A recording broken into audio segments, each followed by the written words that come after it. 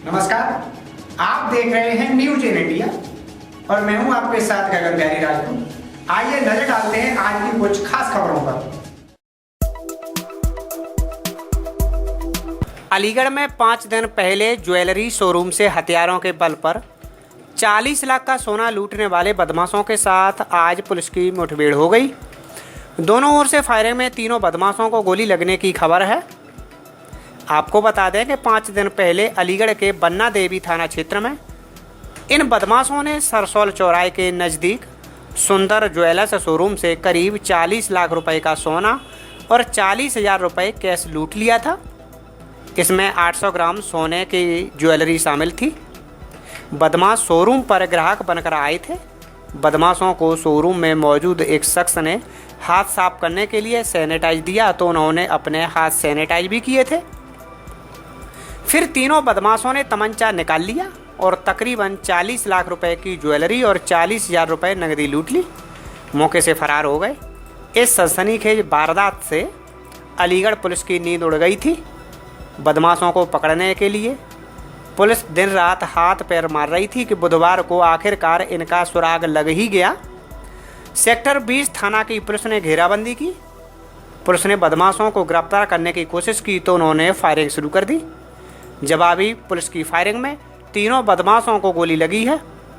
Police के मुताबिक तीनों बदमाश अलीगढ़ क्षेत्र के ही रहने वाले हैं।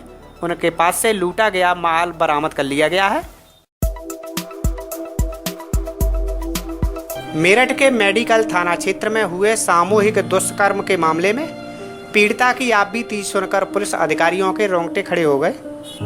पुलिस के सामने बिलखते हुए पीड़िता ने बताया कि अस्पताल से कुछ दूरी पर ही रजत ने सफ़ेद रंग की कार में उसे जबरन बैठा लिया, मुंह में कपड़ा ठूस दिया था। जागृति बिहार एक्सटेंशन पहुंचने पर उसने 2 साथियों को फ़ोन करके बुलाया था। आरोपियों ने जबरन शराब पिलाने की भी कोशिश की।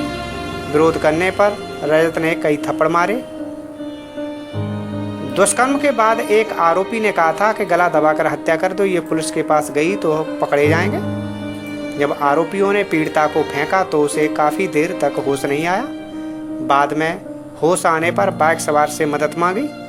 न्यू मैक्स अस्पताल पहुंचते ही महिला की हालत और बिगड़ गई। 5 मिनट बाद ही मेडिकल और भावनपुर की पुलिस और एम्बुलेंस मौके पर पहुंची। एसएसपी ने वारदात के खुलासे के लिए 3 सीओ, एसओ मवाना और मेडिकल थाने को लगाया था।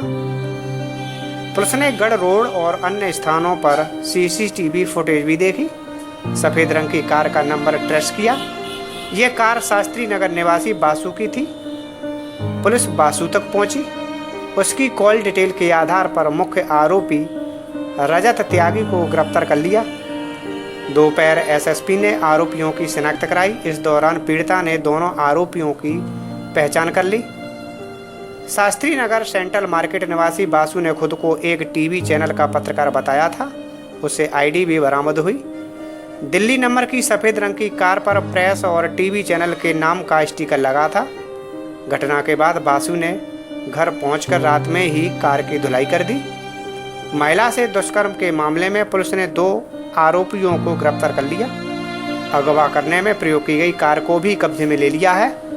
सूचना दी गई थी कि कुछ व्यक्तियों ने उसके साथ रेप किया है। इस सूचना पर पुलिस टीम लगी और ये बात निकलकर सामने आई कि ये जो महिला है इसका जानने वाला एक व्यक्ति है जिससे फ़ोन पर इसकी बात होती थी। उस व्यक्ति ने फ़ोन किया इस महिला को और ये महिला वो दोनों साथ में कार में और 2 व्यक्ति और उसके साथ थे। उन्होंने इस महिला के साथ घटना किया है, ऐसा अभी प्रथम दृष्टया मामला सामने आया है। जिस कार की बात की जा रही है वो कार, जो महिला का मित्र है वो व्यक्ति और उसके साथी जो है एक, उसको गिरफ्तार कर लिया गया है। पूछताछ की जा रही है और थोड़ी देर में सारी स्थिति जो होगी आप लोग के सामने और क्लियर कर दी जाएगी।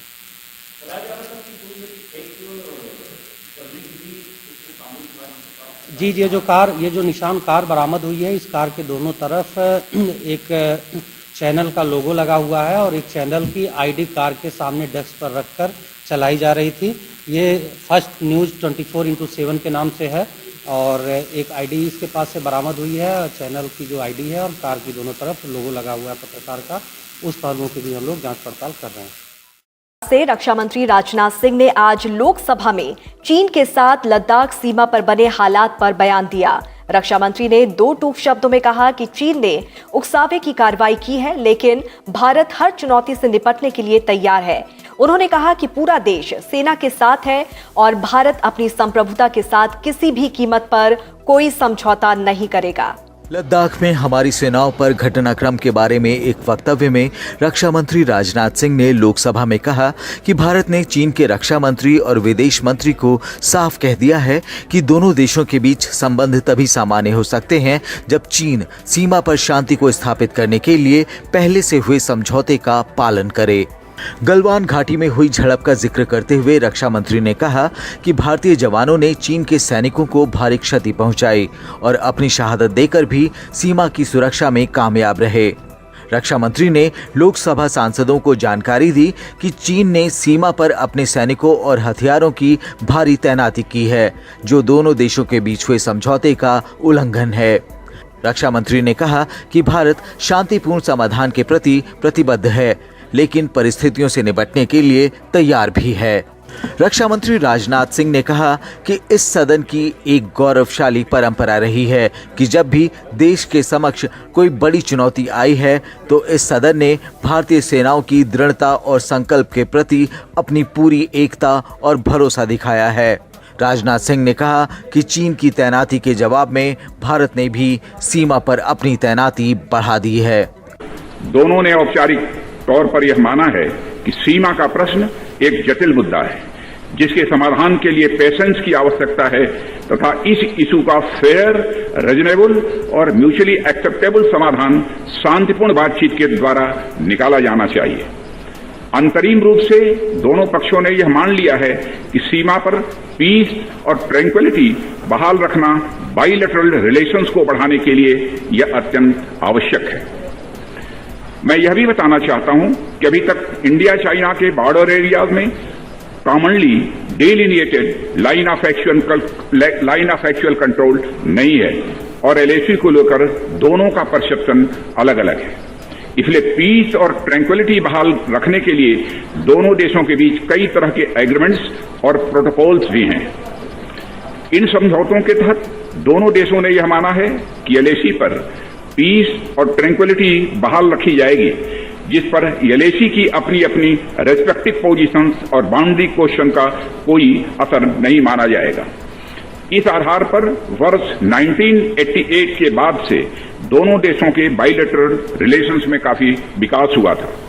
भारत का मानना है कि बाइलेटरल रिलेशंस को विकसित किया जा सकता है तथा साथ ही साथ बाउंड्री मुद्दे के समाधान के बारे में भी चर्चा की जा सकती है, परंतु एलएसी पर पीस और ट्रैंक्विलिटी में किसी भी प्रकार की गंभीर स्थिति का बाइलेटरल रिलेशंस पर निश्चित रूप से असर पड़ेगा।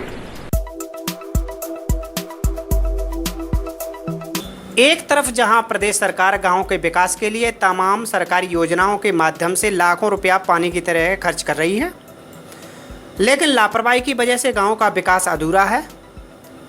मामला सिद्धार्थनगर के भरवापुर ब्लॉक में पड़ने वाले मेहतनिया बुजुर्ग गांव का है, जहां आज भी गांव वाले सड़क जल निकासी की समस्या से जूझ रहे हैं। गांव में विकास के नाम पर धरातल पर कोई कार्य नहीं दिख रहा। अधिकतर रास्तों पर ना ही इंटरलॉकिंग लगी है और ना ही खरंजा लगा है। गांव के एक रास्ते के बीचों बीच नाली बनाकर छोड़ दी गई है, जिस पर ढक्कन भी नहीं लगा है। ग्रामीणों को बरसात के दिनों में काफ़ी परेशानी होती है। दशकों पहले शुद्ध पेयजल के लिए सरकारी हैंडपंप लगाया गया था, जिसका आधा हिस्सा काफ़ी समय से ज़मीन में धंसकर खराब हो चुका है, जिसके कारण ग्रामीणों को पीने के लिए शुद्ध पानी भी नसीब नहीं हो रहा। गांव वालों का आरोप है कि 10 वर्षों से राम कृपाल यादव गांव के प्रधान हैं, लेकिन गांव की हालत बद से बदतर हो चुकी है। नहीं बनत है, गड्ढा साहब के मुहर्रम कदे साहब के परेशानी है साहब, और लेटरिन का पैसा है प्रधान नहीं दिया था, कोनो यहर व्यवस्था केहू करते नहीं है, यहर के केहू व्यवस्था नहीं करत है। बरखा में पानी उलचित है, केहू मुहर्रम जात है वो बोलत है गाड़ी मार झगड़ा कुल ही मार कौन का चढ़ुत है। अब का करी, हमरे इतना जगह है तो हम कहाँ जाइए बढ़ावे पानी जब हमरे नाई खेतबारी है। नहीं, आपके माध्यम से अभी ये संज्ञान में आया है तो यहाँ वीडियो साहब भी मौजूद हैं, तो वीडियो साहब को भी बताया गया कि एक बार यहाँ पे दिखवा लें कि कोई किस प्रकार के काम हो रहे हैं, क्योंकि ग्राम निधि की धनराशि हर ग्राम पंचायत में जाती है। बाकी जो काम का भुगतान हो गया या नहीं हुए हैं, तो मेरा ये भी आग्रह है कि मुझे लिखित शिकायत एक बार आपके माध्यम से जो है वो प्राप्त हो जाए और जिस पर हम कार्रवाई आगे कर सकें। लोकसभा ने आज संसद सदस्य वेतन भत्ता और पेंशन संशोधन विधेयक 2020 को पारित कर दिया। कोरोना महामारी से पैदा हालात के मद्देनजर सांसदों के वेतन को कम किया गया है और 30% की इसमें कमी की गई है और कम करने के उद्देश्य से 7 अप्रैल को संसद सदस्य वेतन भत्ते और पेंशन संशोधन अध्यादेश 2020 जारी किया गया था। नया कानून इस अध्यादेश की जगह लेगा। चर्चा में हिस्सा लेते हुए सांसदों ने वेतन को 30% कम करने के कदम का समर्थन किया, लेकिन सांसद निधि पर अस्थायी रोक हटाने की मांग की। संसदीय कार्य मंत्री प्रहलाद जोशी ने चर्चा का जवाब दिया। उन्होंने विधेयक का समर्थन करने के लिए सदस्यों को धन्यवाद दिया। We should be role model to the others. That's why this decision is taken and you have all supported. And regarding MP fund, you have raised the issue. जो कुछ भी MP लैड का निर्णय लिया है, this is for temporary 2 years, that is been cleared. ऐसा लगा कि ये विधायक से विपक्ष लोगों के लिए है, क्योंकि सत्ता पक्ष के एक भी एमपी ऐसा नहीं मिला जिन्होंने कहा कि हाँ 2 साल की एमपी लैड्स फंड कटौती के चलते हम समर्थन करते हैं। एक भी एमपी सत्ता पक्ष से नहीं कहा। इसका मतलब सबको समर्थन है। अगर सबको समर्थन है एमपी लैड्स पे, तो आज क्यों ना हम एक यूनानिमस रेजोल्यूशन पास कराएं कि हमें एमपी लैड वापस दो। हम एक पिछड़े वर्ग जिला से आते हैं, एकदम पिछड़े वर्ग डिस्ट्रिक्ट से आते हैं, जहां गरीबी भूखमरी सारे साल हमें देखने को पड़ता। लोग जब कहते हैं कि हमारे लिए कुछ करो, तो हमारे एक ही भरोसे है कि हमारे पास एमपी लैड है। हमारे पास एमपी, क्योंकि हमारे जेब में तो पैसा नहीं है ज्यादा। हम एक लोअर मिडिल क्लास एमपी हूं। अगर चाहे तब भी किसी को मदद नहीं कर सकते। 1-2 रास्ता, 1-2 स्कूल, 1-2 कंप्यूटर, और कोरोना की चलते मास्क, वेंटिलेटर, एम्बुलेंस सब हम देने के लिए तैयार था, दिया भी।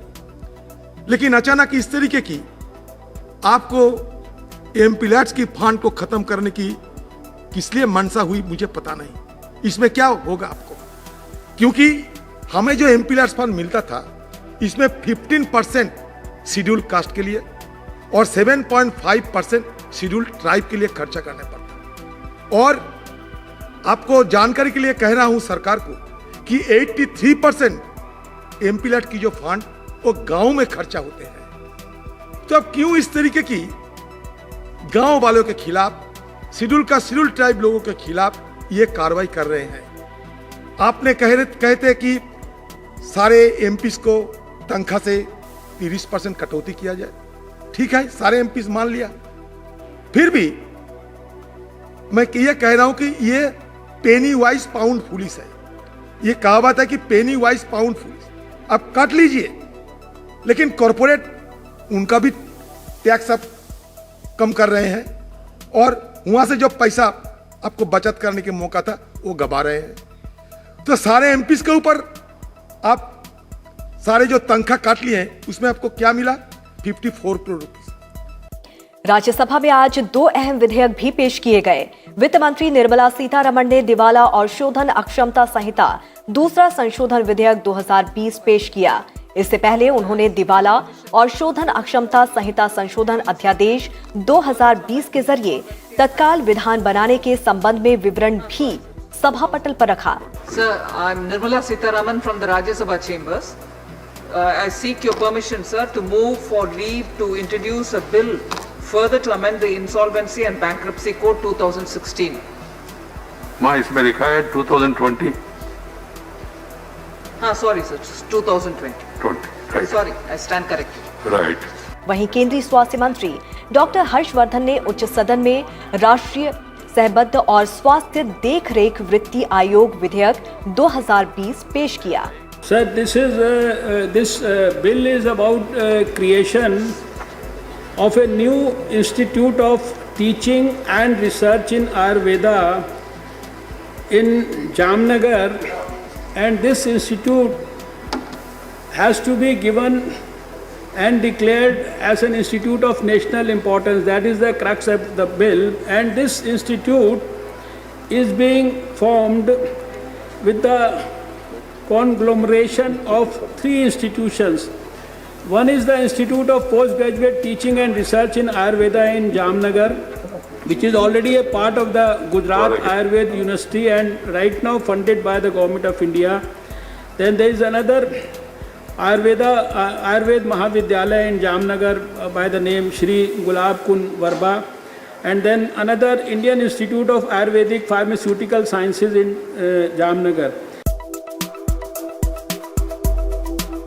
मथुरा जिले के बरसाना क्षेत्र में हथिया चौराहे पर तेज रफ्तार बस ने बाइक सवार एक ही परिवार के 4 लोगों को रौंद दिया। हादसे में एक किशोर की मौत हो गई और कई लोग घायल हो गए। दुर्घटना से गुस्साए लोगों ने इलाज में लापरवाही का आरोप लगाते हुए जाम लगाकर हंगामा किया, बस को फूंकने की कोशिश की। पुलिस ने लाठीचार्ज करके भीड़ को तितर बितर कर दिया। पुलिस ने हंगामा कर रहे 10 लोगों को हिरासत में लिया है। आपको बता दें कि बरसाना के गांव हथिया निवासी श्री राम सुबह करीब 8 बजे मोटरसाइकिल पर अपने 2 पुत्रों के साथ और एक पुत्री के साथ बाजरे की खेत की कटाई करने जा रहा था। वह हथिया चौराहे पर कुछ सामान खरीदने के लिए रुकाई था कि गोवर्धन की तरफ से तेज रफ्तार आ रही बस ने टक्कर मार दी, जिससे मोटरसाइकिल सड़क से 20 फुट दूर जाकर गिरी। उस पर सवार 4 लोग गंभीर रूप से घायल हो गए। हादसे के बाद चालक बस छोड़कर फरार हो गया। चौराहे पर खड़े ग्रामीणों ने 4 घायलों को प्राथमिक उपचार के लिए सीएचसी में भर्ती कराया, जहां चिकित्सीय सुविधा के अभाव में घायल कृष्णा ने दम तोड़ दिया। ग्रामीण मुआवजे और बस चालक की गिरफ्तारी की मांग कर रहे थे और इसी को लेकर हंगामा किया गया। देखिए, आज सुबह क्या है ये इंसिडेंट, इसमें एक बच्चे की जान गई है, 3 लोग एडमिट हैं अभी हॉस्पिटल में, इलाज किया जा रहा है। मौके पर शांति व्यवस्था है अभी। हाँ, मैं यहाँ पे सीओ साहब हैं, एसपी आर्य साहब भी अभी मौके पर मौजूद। क्या परिवारीजनों द्वारा कुछ मुआवजे की भी मांग की गई है? मुआवजे की मांग की गई है। उनकी मांग में जो भी न्यायपूर्वक हम लोग सोच के उसको शासन के लिए भेजेंगे और शासन से जो भी सहायता आएगी हम लोग दिलवाएंगे। परिजनों का यह आरोप है कि वो घायल को एक्सीडेंट के बाद अस्पताल ले गए, वहाँ पर ना कोई डॉक्टर में 2 घंटे। इस मामले की जाँच की जाएगी, इस मामले की जाँच करवाई जाएगी सीएमओ के माध्यम से। आज प्रातः हाथिया चौकी के पास एक बाइक और रोड बस में थोड़ी सी टक्कर हुई, इसमें एक व्यक्ति की मृत्यु हो गई है। बॉडी को पीएम के लिए भेजा जा चुका है और जो कुछ लोगों ने यहाँ पर जाम लगाया था उनको समझा बुझा के घर भेजा गया है। तो इसमें से जो जाम लगा रहे हैं आक्रोशित लोग, उनके खिलाफ भी कोई कार्रवाई, कोई हिरासत में लिए हैं? उनको उनमें से कुछ एक को हिरासत में लिया गया है। सही तथ्यों की जांच कर अग्रिम विधि कार्रवाई की जाएगी। कुछ बाइकें भी यहाँ से लावारिस बरामद की हैं? हाँ, कुछ 8-10 बाइकें भी लावारिस बरामद की गई हैं। इनके पेपर्स देखे जाएंगे और इसके पश्चात अग्रिम विधि कार्रवाई की जाएगी। फिलहाल क्या स्थिति है? फिलहाल शांति है। पीएम के लिए बॉडी भेज दी गई है। अग्रिम विधि कार्रवाई शीघ्र की जाएगी। मृतक के कोई मुआवजे वगैरह की कोई सरकार? उनमें से पीएम के पश्चात परिजनों ने कहा है कुछ मुआवजे के लिए, तो नियमानुसार विधि कार्रवाई की जाएगी। घायलों की क्या स्थिति है? घायलों को जिला अस्पताल में चिकित्सा सुविधाएं उपलब्ध कराई जा रही है। वायुयान संशोधन विधेयक 2020 को संसद की मंजूरी मिल गई। ये विधेयक आज राज्यसभा से चर्चा के बाद ध्वनि मत से पारित कर दिया गया। विधेयक पर चर्चा का जवाब देते हुए नागर विमानन मंत्री हरदीप सिंह पुरी ने वंदे भारत मिशन और उड़ान योजना की कामयाबी का जिक्र किया। वायुयान संशोधन विधेयक 2020 में अंतर्राष्ट्रीय नागर विमानन संगठन की आवश्यकताओं को पूरा करने के लिए 1934 के कानून में बदलाव के प्रावधान हैं। विधेयक का मकसद नागर विमानन महानिदेशालय, नागर विमानन सुरक्षा ब्यूरो और वायुयान दुर्घटना अन्वेषण ब्यूरो को विधायी स्वरूप प्रदान करना है। Safety issues, regulatory issues, Vande Bharat, Lifeline Udan, and a host of other issues. I'm deeply grateful to them. Sir, I am acutely conscious of the time limit you're giving me.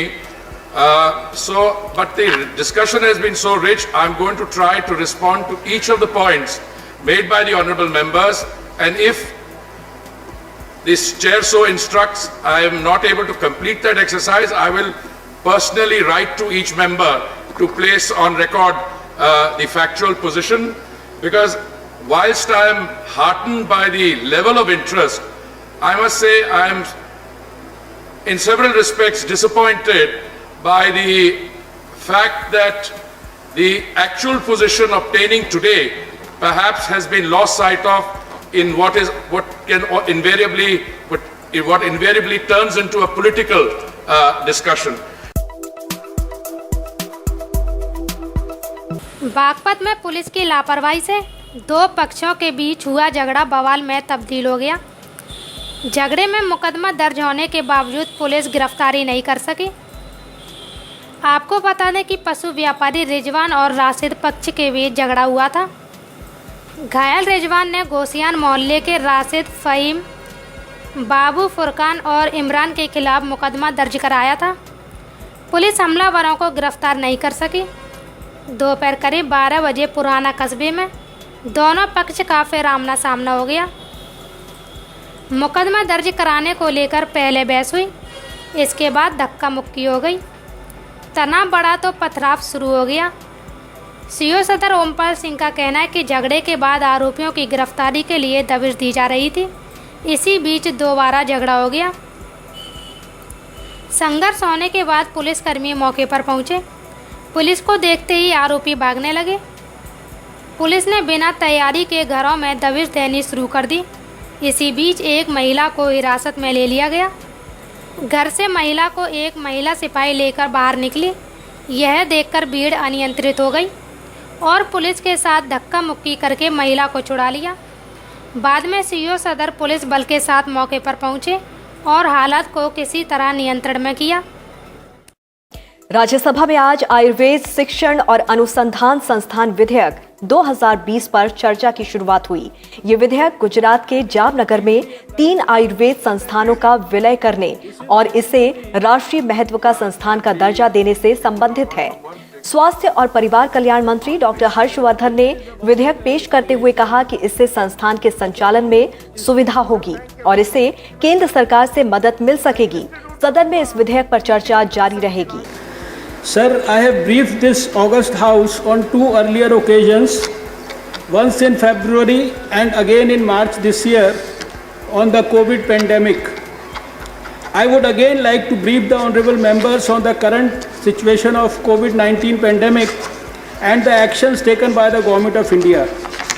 Since my last briefing, WHO declared COVID-19 a pandemic and asked all countries to take urgent and aggressive action against this public health crisis. As on 11th September 2020, 215 countries, territories worldwide are affected. As per WHO, there are more than 2.79 crore confirmed cases across the world, with more than 9.05 lakh deaths, with a case fatality rate of 3.2%. Ayodhya में राम जन्मभूमि का मामला सुलझने के बाद अब बात वृंदावन में भगवान श्री कृष्ण के भव्य मंदिर की होने लगी है। इसी को लेकर नारायणी सेवा के द्वारा प्रेस वार्ता का आयोजन किया गया, जिसमें भगवान श्री कृष्ण का भव्य मंदिर बनवाने पर चर्चा की गई। इटावा जनपद में बुधवार को नारायणी सेवा के द्वारा एक प्रेस वार्ता की गई। ये प्रेस वार्ता ITI चौराहे पर की गई। नारायणी सेना के संस्थापक मनीष यादव पहुंचे, जहां उन्होंने भगवान श्री कृष्ण के भव्य मंदिर के लिए नारायणी सेवा का गठन किया। इस दौरान उन्होंने बताया कि हमारा ये संगठन पूरे प्रदेश में टूटे फूटे जर्जर मंदिरों का निर्माण करवाता है। वहीं गौ माता को राष्ट्रीय पशु घोषित करने की मांग करता है। इसके अलावा और क्या कहा उन्होंने?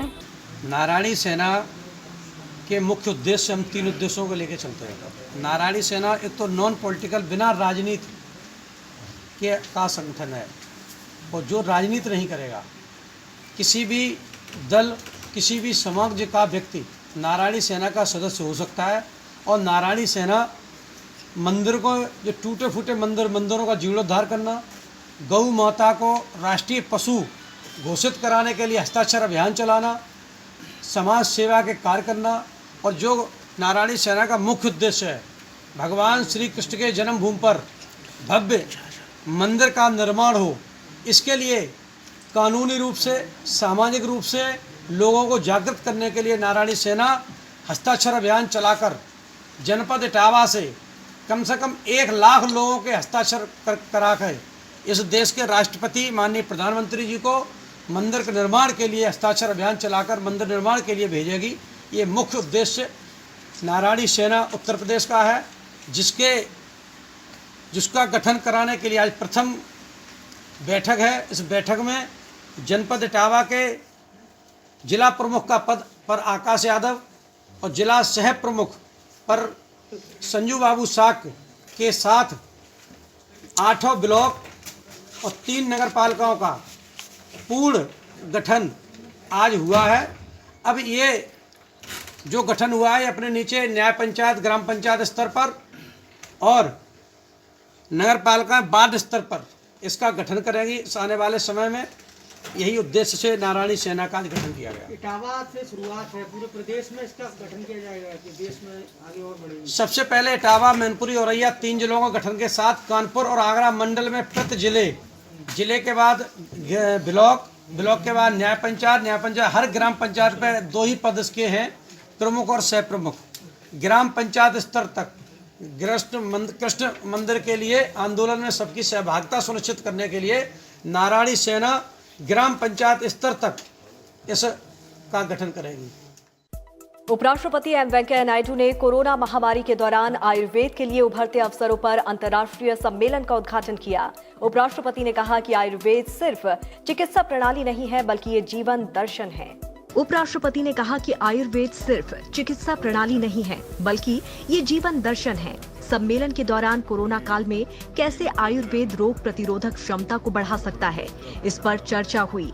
उपराष्ट्रपति एम वेंकैया नायडू ने कहा कि आयुर्वेद हजारों सालों से भारतीय परंपरा में रचा बसा है।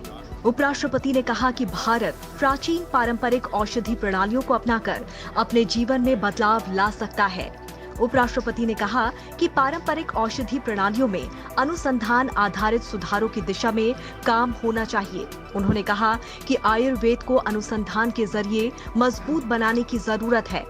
उपराष्ट्रपति ने कहा कि आज की भागदौड़ भरी जिंदगी में अगर हम अपने जीवन शैली में बदलाव लाएं तो काफी समस्याएं दूर हो जाएंगी। Vaisheshika and the school of logic named as Nyaya. The Charaka Samhita, the Susruta Samhita, and the Ashtanga Hrudaya are the other texts that contain a wealth of knowledge about Ayurveda.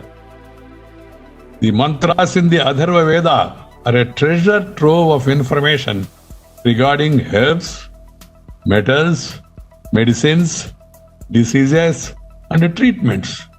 They speak of the astounding properties and the powers that plants possess to cure diseases. This is nature's gift. The therapeutic principles of Ayurveda focus on Prakriti, that is nature, and Tridoshas. These principles propound that every individual has unique constitution and responds differently to treatment and medication. In Ayurveda, it is believed that a perfect balance between the nature's elements and the Tridoshas of the human body should be maintained for a healthy state of living. The practice of Ayurveda has been documented in hundreds of classical treatises written in Sanskrit as well as in several other Indian native languages. Ayurveda has an uninterrupted history of providing primary and even tertiary health care service to vast populations of India during the past several centuries.